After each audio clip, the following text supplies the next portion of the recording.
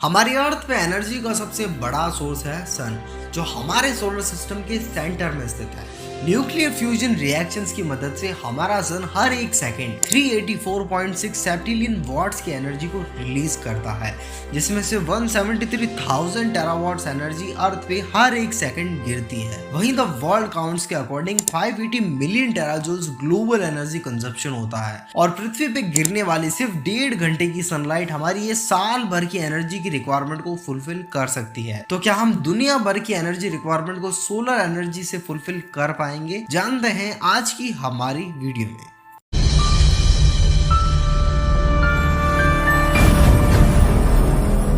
राजस्थान के जोधपुर डिस्ट्रिक्ट में एक गांव है बड़ला। यहाँ पे गर्मी बहुत पड़ती है। गर्मियों में यहाँ का टेम्परेचर 46 डिग्री से 48 डिग्री सेल्सियस के आसपास रहता है और क्योंकि ये राजस्थान का जोधपुर है तो यहाँ सैंड स्टॉर्म का आना बहुत आम बात है। ये सब मैं आपको इसलिए बता रहा हूँ क्योंकि बड़ला में एक सोलर पार्क है, बड़ला सोलर पार्क, जो सिर्फ इंडिया या एशिया में नहीं बल्कि पूरी दुनिया में सबसे बड़ा सोलर पार्क है। और एज ए राजस्थानी मैं भी बहुत प्राउड फील करता हूँ इस सोलर पार्क को लेके। ये ऑलमोस्ट 56 स्क्वायर किलोमीटर के एरिया में फैला हुआ है, जिसमें 1 करोड़ सोलर पैनल्स लगाए गए हैं। इसकी टोटल प्रोडक्शन कैपेसिटी 2245 मेगावाट्स है, यानी इसकी इलेक्ट्रिसिटी से कोलकाता शहर की एनर्जी रिक्वायरमेंट पूरी हो सकती है। ये सोलर पार्क हमें सोलर एनर्जी की पोटेंशियल को दर्शाता है। इसे बनाने में 5 साल का वक्त और $2.1 बिलियन का बजट लगा था। सबसे पहला सोलर पैनल साल 1881 में एक अमेरिकन इन्वेंटर चार्ल्स फ्रिट्ज ने बनाया था और 1958 के बाद से इसे सैटेलाइट्स में भी यूज किया जाने लगा।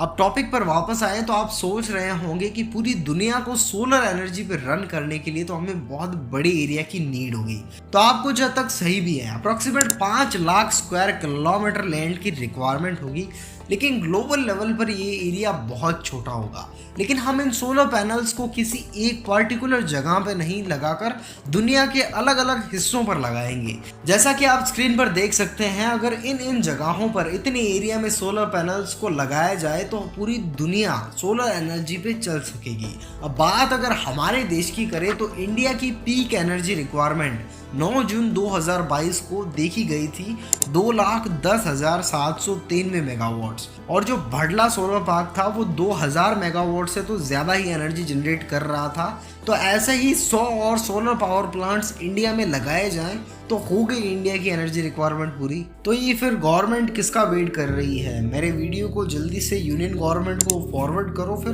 तो मेरे दोस्तों, ऐसे बड़े प्रोजेक्ट्स को करने के लिए हमें चाहिए बहुत सारे पैसे, और पैसे ही तो नहीं है हमारे पास।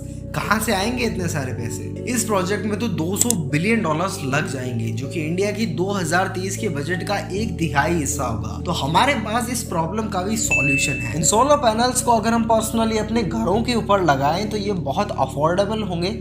आमतौर पर सोलर पैनल्स का लाइफ स्पैन होता है 25 साल का, और एक इंडिविजुअल के लिए ये एक वन टाइम इन्वेस्टमेंट होगा और अगले 25 साल के लिए वो आराम से एसी की हवा खा पाएगा। ये सोलर सिस्टम आपको 2 वेरिएंट्स में मिलेगा, ऑन ग्रिड और of grid. On grid system में जो सोलर पैनल्स होंगे वो ग्रिड से कनेक्टेड रहेंगे। आपको यहाँ नेट मीटरिंग की फैसिलिटी मिलेगी। दिन के वक्त जब धूप निकली हुई होगी और सोलर पैनल्स जो इलेक्ट्रिसिटी जनरेट करेंगे वो आपको घर को बिजली देंगे, और अगर आपकी यूसेज से ज्यादा बिजली बन रही है तो वो आगे ग्रिड में चली जाएगी ताकि बाकी लोग भी उसे यूज कर सके। और फिर रात के वक्त जब सोलर पैनल्स बिजली नहीं बना पा रहे होंगे तब आप ग्रिड से बिजली यूज कर पाएंगे। जितनी भी बिजली आप यूज करेंगे वो माइनस हो जाएगी उस बिजली से जो आपने दिन के वक्त ग्रिड में दी थी। ऑफ ग्रिड सिस्टम में सोलर पैनल्स ग्रिड से नहीं बैटरी से कनेक्टेड होंगे।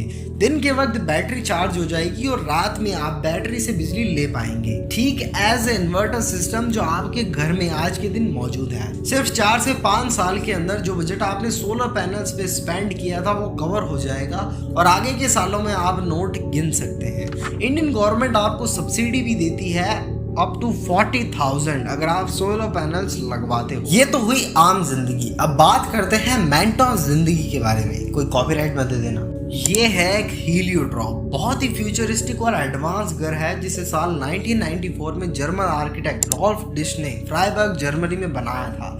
ये घर पूरी तरह सोलर पावर्ड है जो नॉर्मल घरों से 13 गुना ज्यादा इलेक्ट्रिसिटी प्रोड्यूस करता है। ये घर इंडिपेंडेंटली रोटेट करता है उस डायरेक्शन में जहां सनलाइट मैक्सिमम होती है। इंडिविजुअल लेवल की नीड पूरी होने का मतलब ये नहीं कि हम सोलर पार्क्स को ना बनाएं। दुनिया चलाने के लिए इनकी नीड अभी भी है क्योंकि बड़ी बड़ी फैक्ट्रीज और इंडस्ट्रीज का एनर्जी कंजप्शन बहुत ज्यादा होता है, तो उनके लिए एक बड़ी क्वांटिटी में सोलर पैनल्स की नीड होगी। सोलर एनर्जी को यूज करने का one of the main reason है कार्बन एमिशन को कम करना, और क्योंकि प्रेजेंट में मोस्ट ऑफ द वर्ल्ड में इलेक्ट्रिसिटी को fossil fuels like coal, gas, biomass और न्यूक्लियर एनर्जी से जनरेट किया जाता है, जिससे एटमॉस्फेयर में बहुत भारी मात्रा में पॉल्यूशन होता है। ग्लोबली देखा जाए तो 35% CO2 एमिशन सिर्फ कोल से होता है। ये भी एक बहुत बड़ा कारण है सोलर एनर्जी के साथ रिप्लेस होने का। सोलर एनर्जी सिर्फ घरों और पार्क्स तक ही सीमित नहीं है, इन्हें वाटर बॉडीज में भी इंस्टॉल किया गया है as a floating solar park, और कार्स, बोट्स और इवन प्लेन्स में भी सोलर पैनल्स को इंस्टॉल किया गया है ताकि इन्हें पूरी तरह कार्बन एमिशन फ्री बना सके।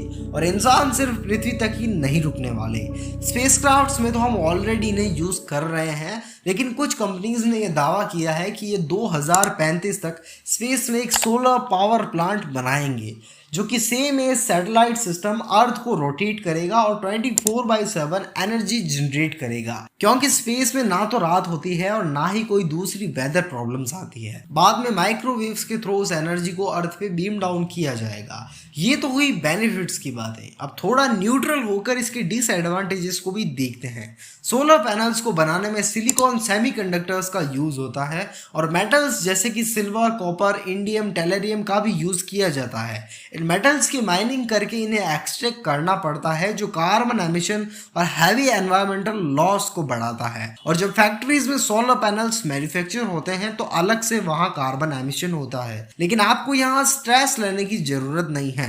सोलर पैनल्स फॉसिल फ्यूल्स के मुकाबले तो काफी हद तक ठीक हैं। करीब 20 गुना कम कार्बन एमिशन होता है फॉसिल फ्यूल्स के कंपैरिजन में। आज के लिए सिर्फ इतना ही। ये वीडियो व्हाट इफ कम और टॉपिक एक्सप्लेनेशन ज्यादा हो गई। इस प्लेलिस्ट पे क्लिक करके आप और भी व्हाट इफ वीडियोस देख सकते हैं। और हाँ, इस वीडियो को यूनियन गवर्नमेंट को तो नहीं बट अपने फैमिली फ्रेंड्स के साथ जरूर शेयर करें ताकि वो भी सोलर एनर्जी के साथ रिप्लेस करने के बारे में सोच पाए।